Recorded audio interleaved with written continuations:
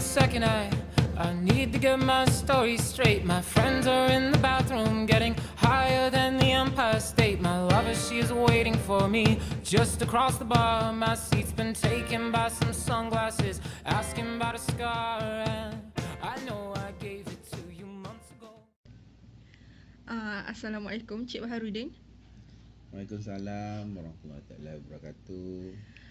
Kami datang ni dengan hajat untuk menerima ramah Encik mengenai selok-belok industri, suasana pekerjaan di dalam industri dan beberapa soalan yang berkenaan lah. Jadi kita teruskan ke soalan yang pertama ya. Mohon Encik Baharudin kongsi dengan ringkas latar belakang pendidikan dan kerjaya Encik Baharudin hingga kini. Pendidikan saya taklah berapa bagus, mana pada tahun 1998 tamat sekolah menengah dengan kelulusan SPM lah. Pada tahun 1983 tamat sekolah kebangsaan.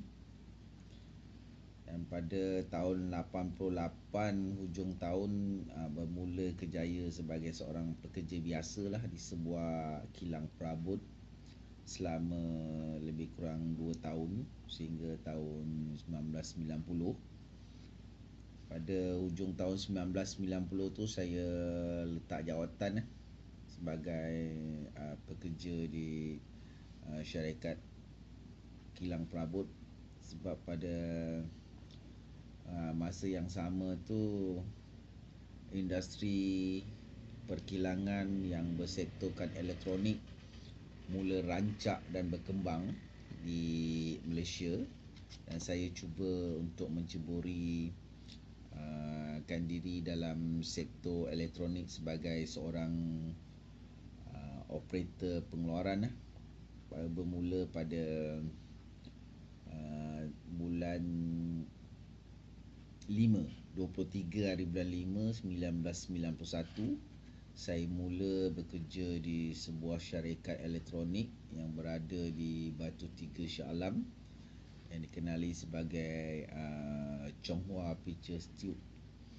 Kilang ni membuat tube TV pada ketika tu, dan berkembang sehingga membuat tube komputer dan TV yang bersaiz lagi besar daripada 13 hingga ke 29 inci.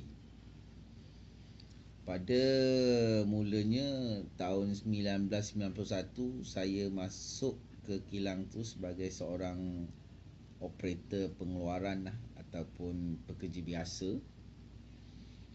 Dan dalam masa yang sama peluang demi peluang diberikan oleh syarikat sehinggalah pada hujung 1991 masuk ke tahun 1992 saya telah dinaik tarafkan daripada seorang operator pengeluaran kepada juruteknik pengeluaran.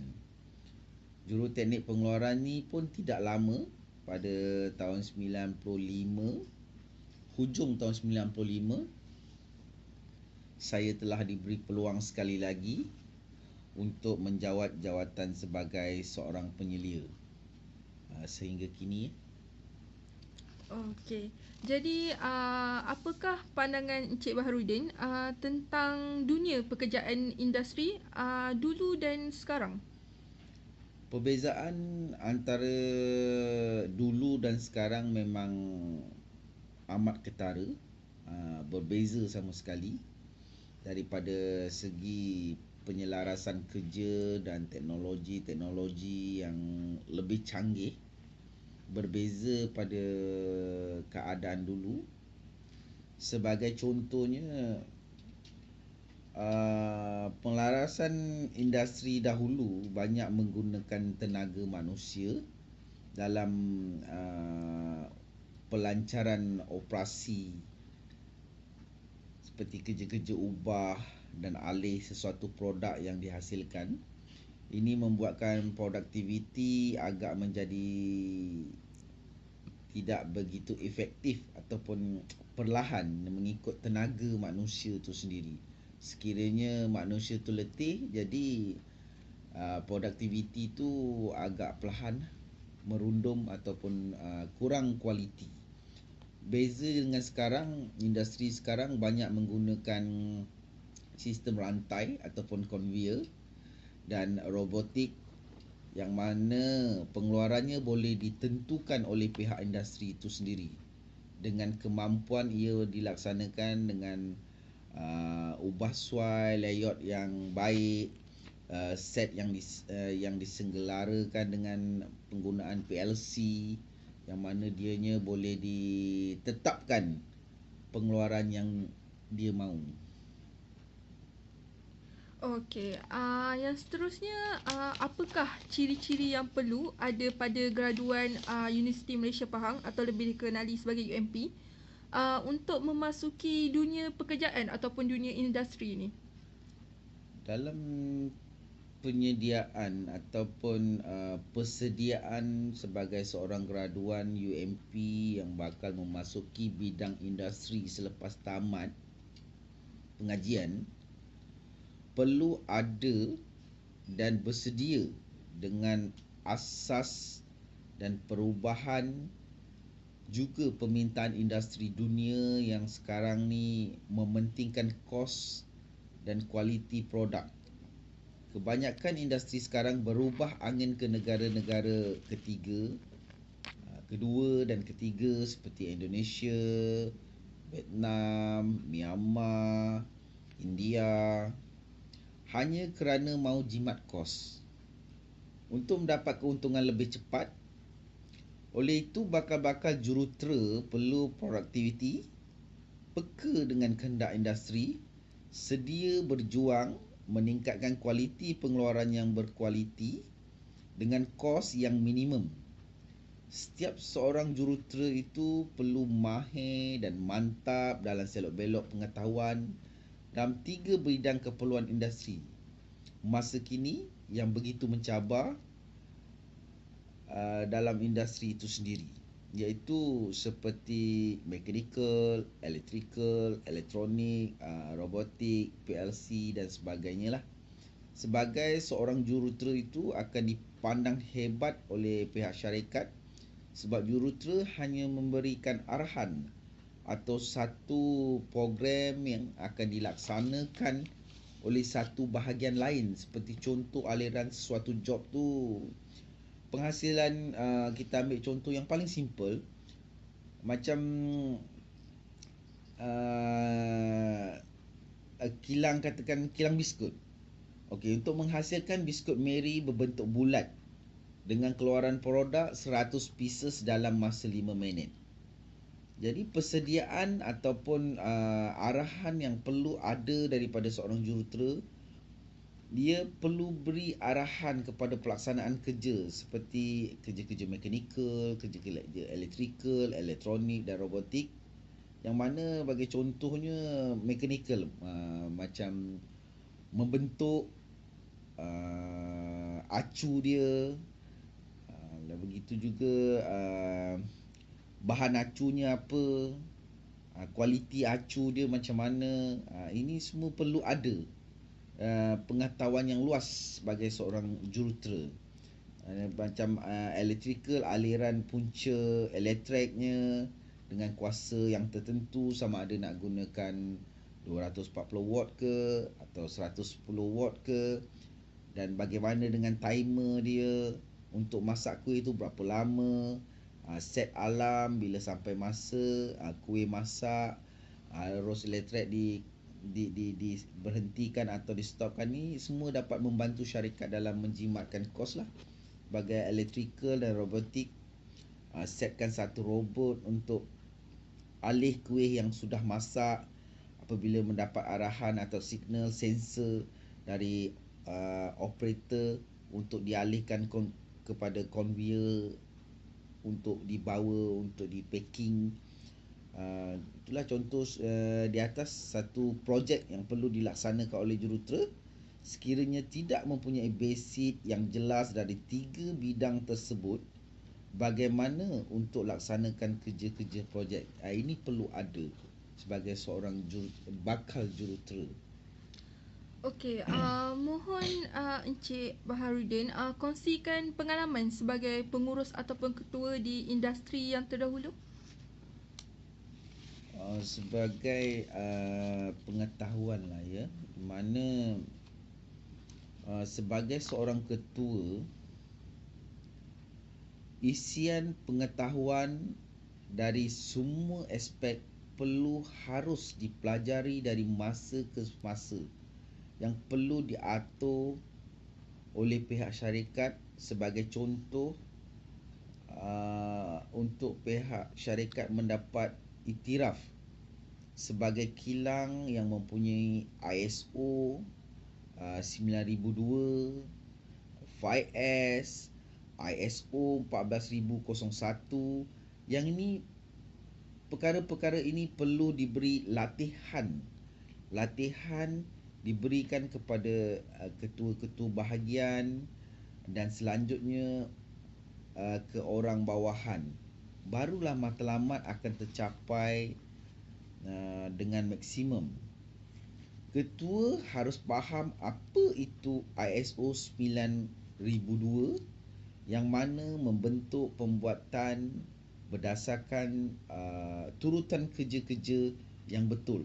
Sebagai contohnya, kena faham apa itu CSN, kena faham betul-betul apa itu SOP, yang mana kalau dihuraikan macam CSN tu seperti Color Standard Notice dan SOP tu Standard Operation Procedure.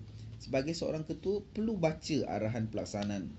Order itu mengikut CSN dan SOP yang telah disediakan oleh pihak jurutera contohnya, yang ianya masih dalam tarikh yang belum tamat. Sekiranya CSN atau SOP itu sudah tamat, maka tidak boleh dilaksanakan kerja-kerja tersebut. Sebagai contoh SOP, kita berbalik kepada kilang yang membuat biskut tadi. Kuih biskut Mary bulat 100 keping 5 minit. CSN dia kemungkinan tercatat dalam fail itu CSN 01-01-204 sampai 2018 contohnya. Apabila melebihi daripada tarikh tahun 2018, bermakna CSN tu kita dah tak boleh guna. Jadi ini kena, sebagai seorang ketua dia perlu sensitif dalam benda-benda macam ni. Sebagai contohnya, bahan SOP yang biasanya simple.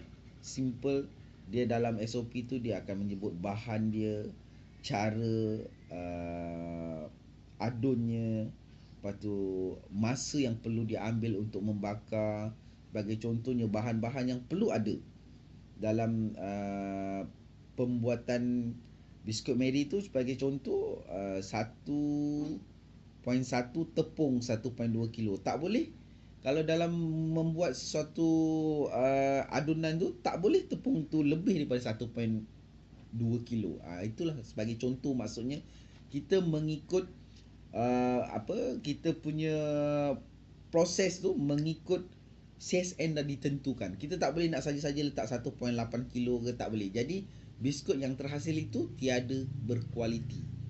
Sebagai contohnya, macam contoh adunan dia, campur semua bahan dalam bekas bersuhu 35 darjah Celsius contohnya. Kita tak boleh bahan-bahan tu dicampurkan, lepas tu didedahkan dalam suhu yang 40 darjah Celsius. Ini bermakna sudah melanggar CSN. Jadi kualiti yang telah dikaji sebagai seorang jurutera tu dah lari daripada basic dia. Itu sebagai contohnya lah apa yang dikatakan dengan CSN tadi. Begitu juga ketua juga perlu ada sikap yang tinggi tentang penghargaan masa, iaitu time management. dan mahir dalam menentukan perkara-perkara yang harus disusun mengikut keutamaan masa. Sebagai contohnya, benda listkan dalam senarai, benda yang penting, benda yang kurang penting, benda yang tak berapa penting, benda yang langsung tak penting. Ini semua mesti kena ada dalam listed sebagai seorang ketua. Barulah satu pelaksanaan kerja itu boleh berjalan dengan tersusun, rapi dan mengikut ketetapan masa yang diperlukan. Begitu juga ketua harus ada sikap kerjasama. Jangan ada sikap membeza-bezakan kedudukan antara ketua dengan orang bawahan begitu keterlaluan. Yang mana sikap begini boleh membuatkan orang bawahan kita rasa benci dan akhirnya produktiviti akan tercalar dari planning asal. Namun begitu, tidak juga boleh terlalu longgar.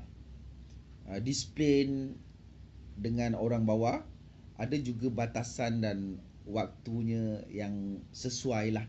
Kalau macam dalam waktu kerja, kita perlu ada disiplin yang ketat.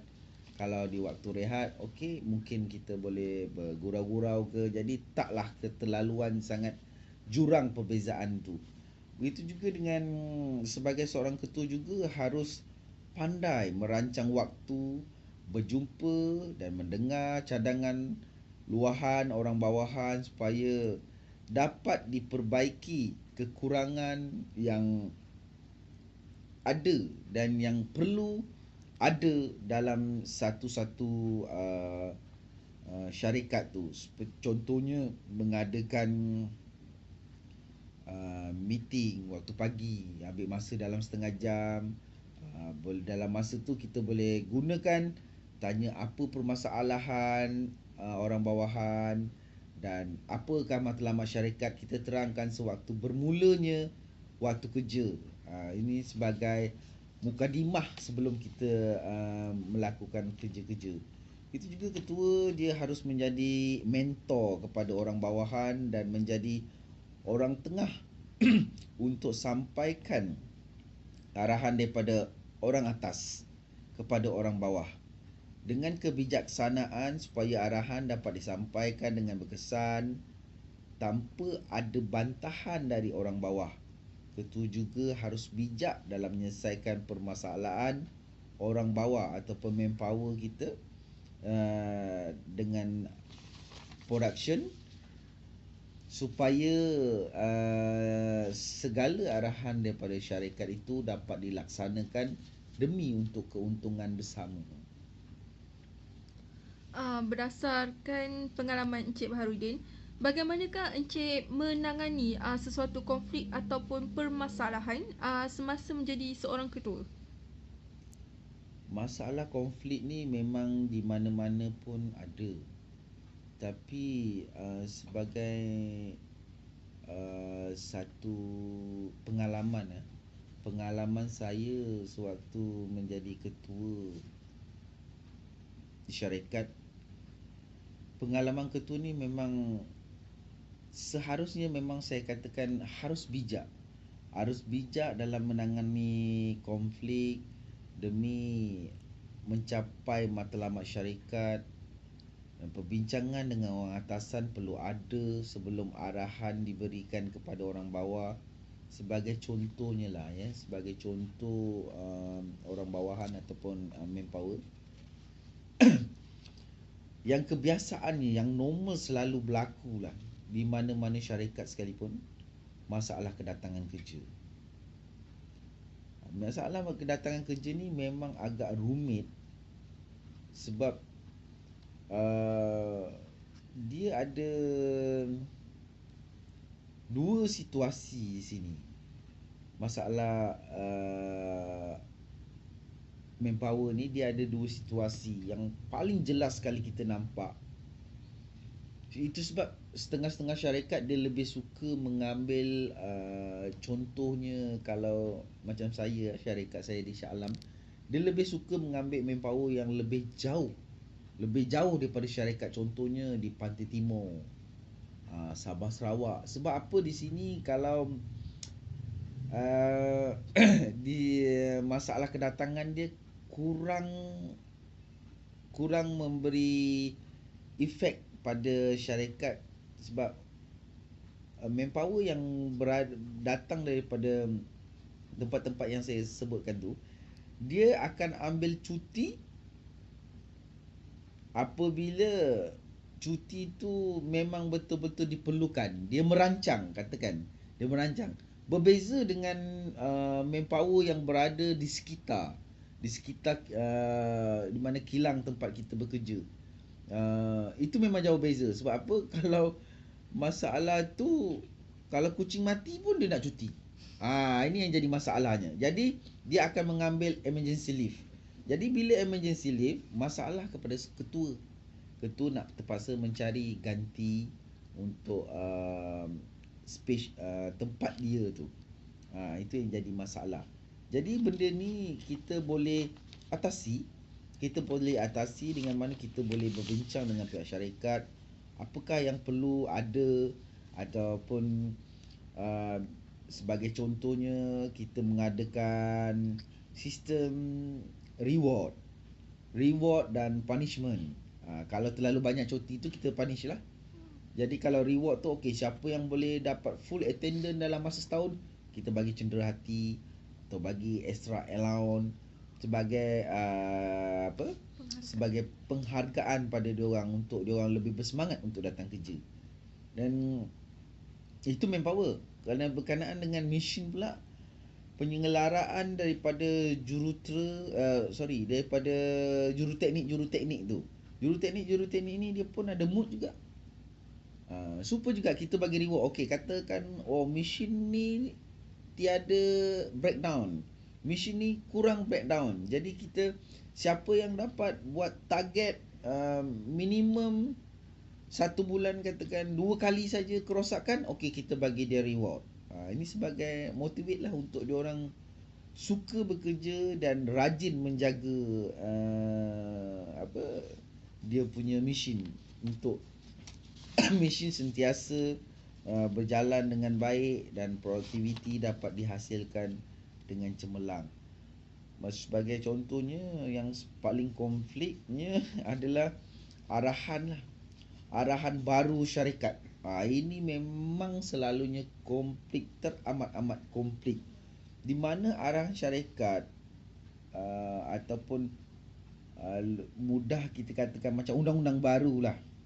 Undang-undang baru ataupun prosedur yang nak syarikat set, selalu ini paling komplit. Sebagai seorang ketua, ini adalah saat-saat yang paling menyeksakan, di mana arahan syarikat yang nak disampaikan kepada orang bawah tu memang betul-betul komplit, yang mana ketua akan kena dulu. Sebagai contohnya, bila syarikat tu ada masalah keuangan, bila ada keuangan, dia akan keluarkan satu memo, akan diberikan kepada ketua-ketua section yang mengatakan potong gaji 10%. Ini merupakan konflik yang paling kritikal, di mana anak-anak buah kita memang sensitif bila gaji dipotong. Sebagai seorang ketua, dia harus pandai memainkan peranan dan luas pengetahuan dalam sebab-sebab arahan itu perlu dilaksanakan. Kena terangkan betul-betul dengan orang bawahan. Terangkan bagaimana syarikat akan memberi bonus ataupun memberi tunggakan selepas syarikat betul-betul kukuh dan boleh bernapas lah kononnya, kan, boleh bernapas.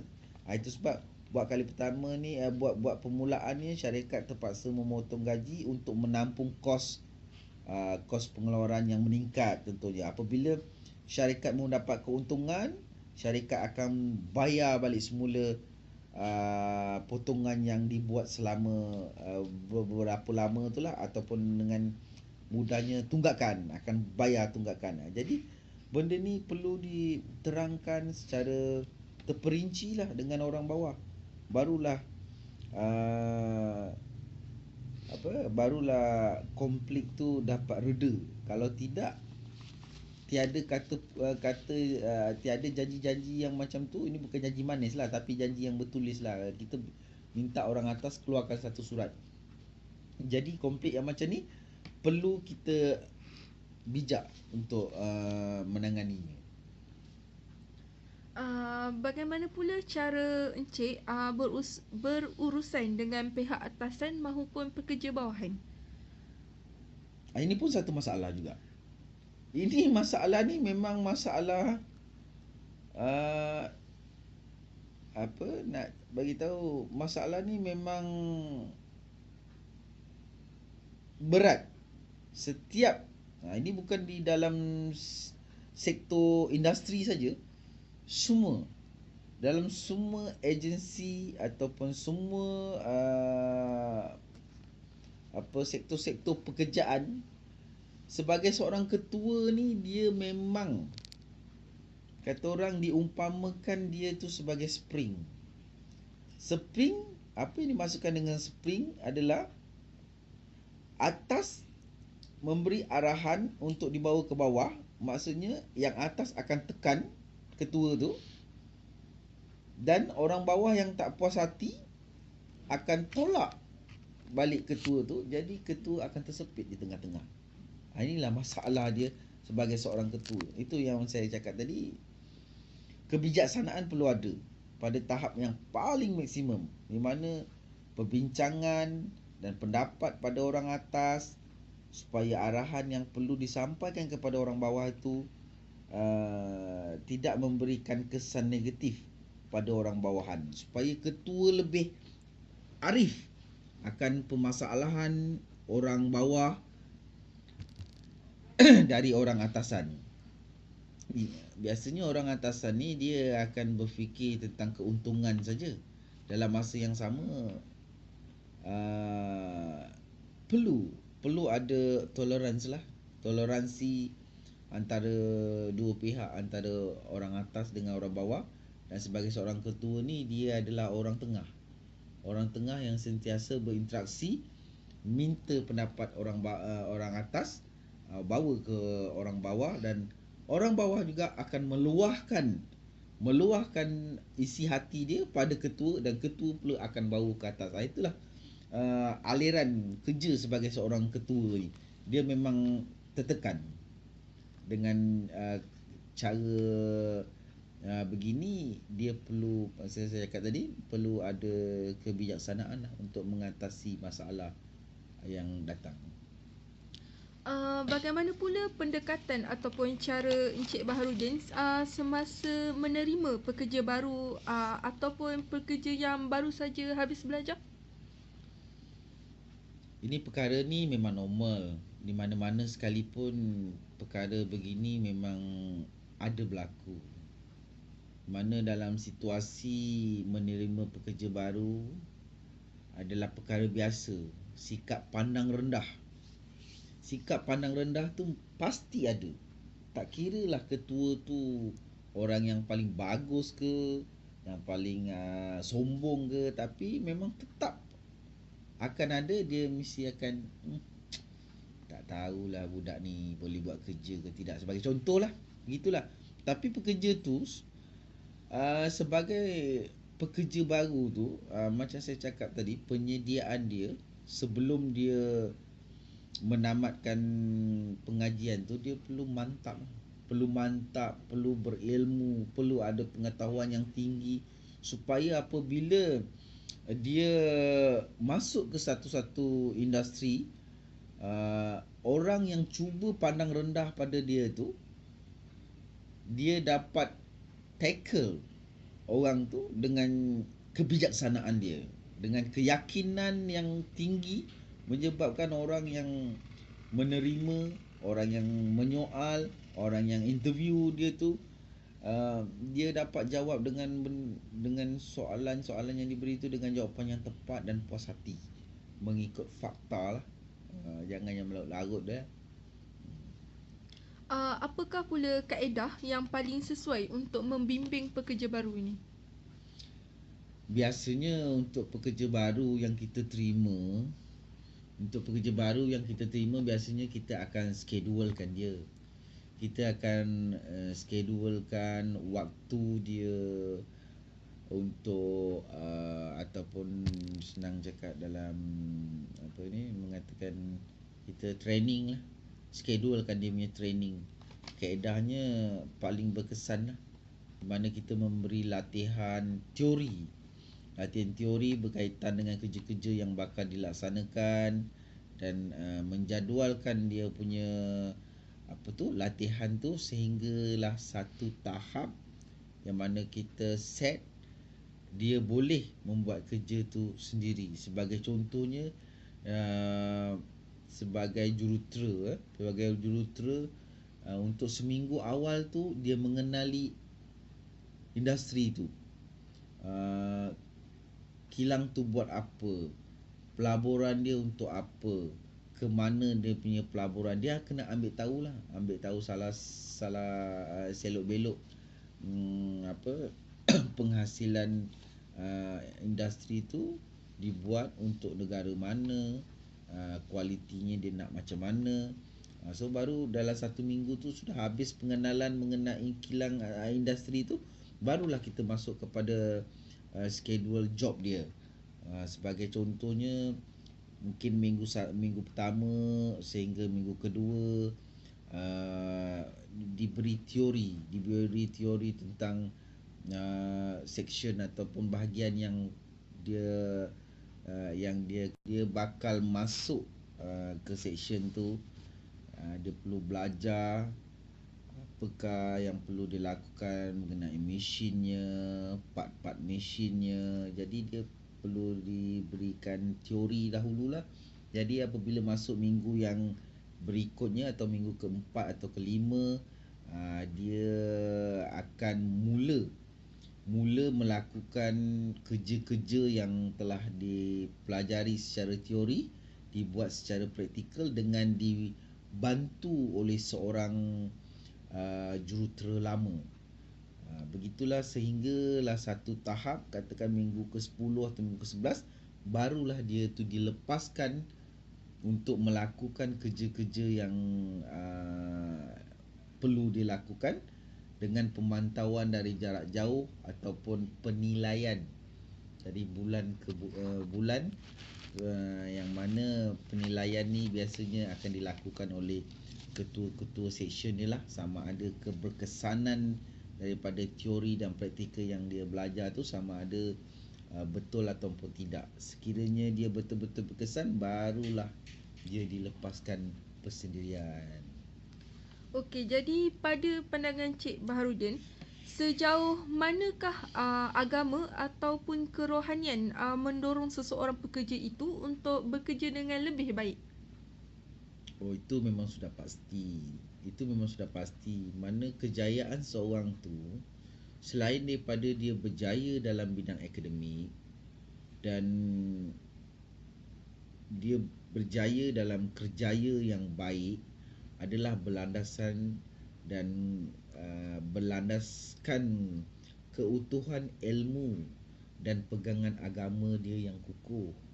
Di mana sebagai contoh amanah dalam menjalankan kerja-kerja yang diamanahkan untuk dilakukan, cemerlang dari kerohanian, taat setia kepada pegangan agama yang kuat, berani pula tu mempertahankan hak-hak keagamaan demi mendapat restu yang Maha Esa. Kejayaan yang cemerlang dalam sesuatu bidang adalah usaha yang gigih dan tawakal dengan Yang Maha Pencipta, berpegang pada kata-kata azimat. Mulakan dengan doa bismillah, akhirkan dengan alhamdulillah. Jangan tinggal sembahyang dan jangan lupa kepada kedua ibu bapa. Ini penting.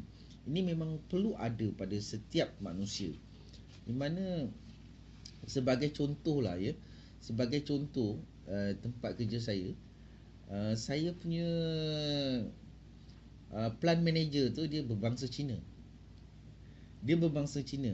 apabila sesuatu masalah berlaku, atau kan kata contohnya machine breakdown lah, soalan yang pertama dia tanya, dia tak tanya sama ada mesin tu dah diselenggara dengan baik ataupun sudah di TPM, sudah tambah minyak ke tidak. Itu bukan soalan yang pertama dia akan tanya. Soalan yang pertama sekali dia akan tanya, lu sudah sembahyang tak? Ini soalan pertama yang dia akan tanya. Jadi apabila seorang yang berbangsa Cina atau yang beragama lain daripada kita boleh menimbulkan soalan macam tu, jadi bagaimana kita sebagai seorang Islam?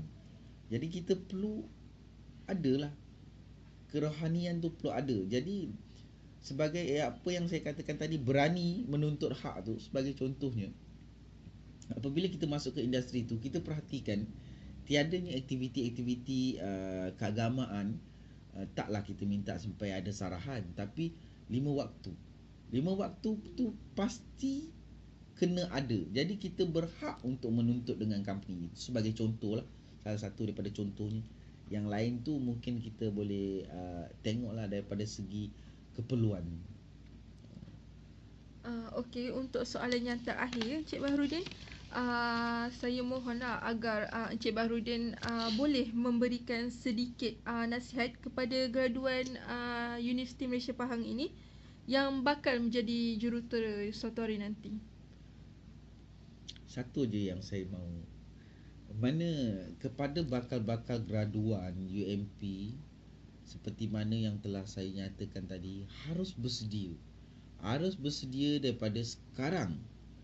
Harus bersedia daripada sekarang untuk berani, adanya jati diri dalam menerima apa jua cabaran yang bakal mendatang, dengan arus kemodenan serta permintaan semasa yang terkini dalam industri yang sudah pasti ianya merupakan pengalaman baru bagi graduate UMP yang baru dalam hidup yang serba mencabar. Akan datang industri akan lebih mencabar, di mana harus bijak dan pandai menyesuaikan diri dengan kawasan sekeliling dan kerenah masyarakat yang berbilang kaum.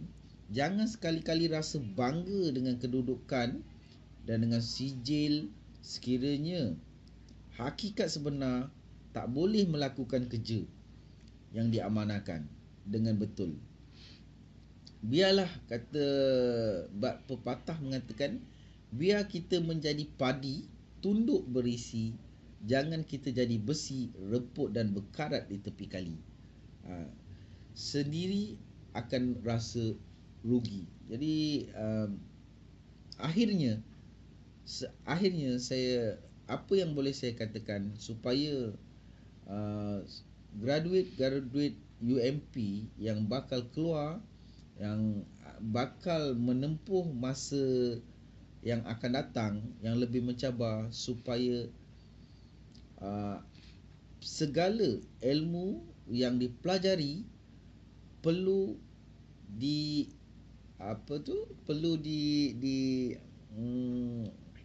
sentiasa diulang, sentiasa diulang kaji sama ada benda tu betul-betul dapat kita laksanakan sewaktu kita berada dalam industri. Okey, kami mengucapkan jutaan terima kasih kepada Encik Baharudin. Kami harap di dalam perkongsian kita ini harapnya bolehlah membantu ataupun memberi pendoman kepada graduan-graduan UMP ni untuk menempuh alam industri yang akan datang nanti. Terima kasih banyak Encik Baharudin. Assalamualaikum warahmatullahi wabarakatuh. Waalaikumsalam, sama-sama. I know you're trying to forget, but between the drinks and subtle things, the holes in my apologies, you know, I'm trying hard to take it back. So if by the time the bar closes and you feel like falling down, I'll carry you home tonight.